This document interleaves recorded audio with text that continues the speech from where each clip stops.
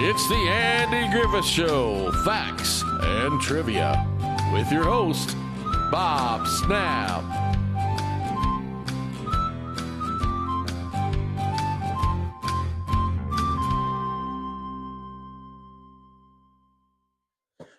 Hi guys, welcome to the Andy Griffith Show, Facts and Trivia. Thank you for being here.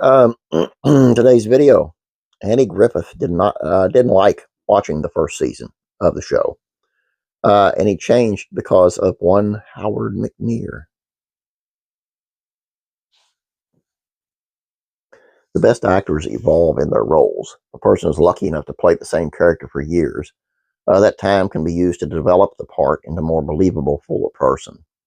When an actor returns for a sequel, he expects their portrayal to be a little deeper and a little more rich. After all, like any profession, acting is made better with practice. Andy Griffith began developing the Andy Traylor character long before the Andy Griffith Show premiered. Earlier in his career, Griffith employed a heavy-handed, grinning Southern dope persona that would follow him in the show business. His clumsy rural act was a crutch that Griffith relied on less and less as he became more comfortable and experienced in front of the cameras.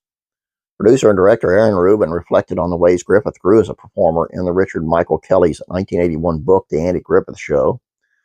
He was being a marvelously funny character from No Time for Sergeants, Will Stockdale. Not quite that broad because he was still sheriff, but in that direction.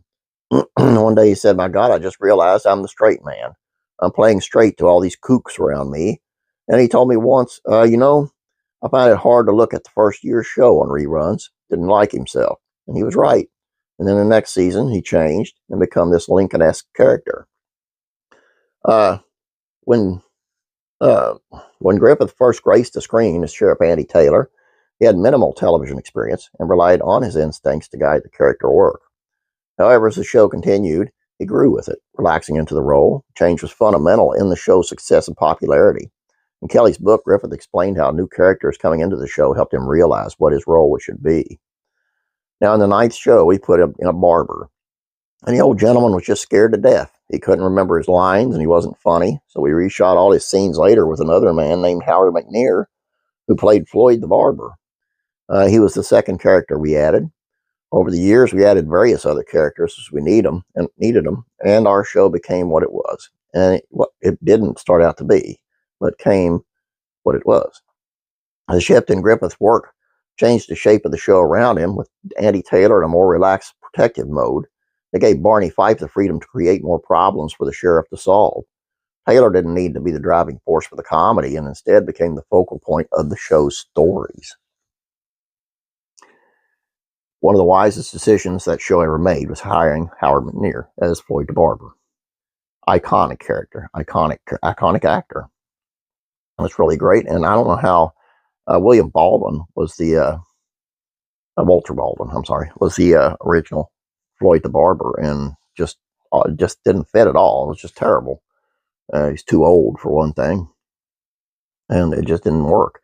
And thank God for Howard McNear, all right, who Andy has said was the one actor on the show that could crack him up more than Don Knotts.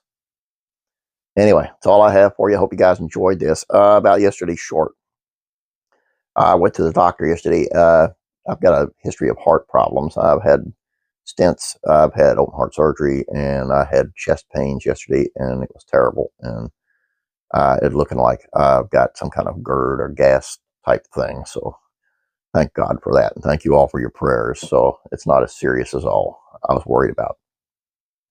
But everything's good. So thank you so much for your prayers. I really do mean that. It means a lot. I got gas right now. So that's what it is. But anyway, that's all I got for you here. Again, thanks for the prayers. Please don't forget about classic TV facts and trivia. It's on MASH, on Alan Alda specifically. On classic rock and roll, rock and country music facts and trivia, it's on the Beach Boys and how they once fought on stage. That's a really interesting one, guys. You want to read this. You want to see this. You don't want to read it because I'm going to tell you about it, but you don't you understand. I'm still a little bit flustered. Anyway, please like this video if you would. Have a great day, guys. God bless, and I'm praying for you.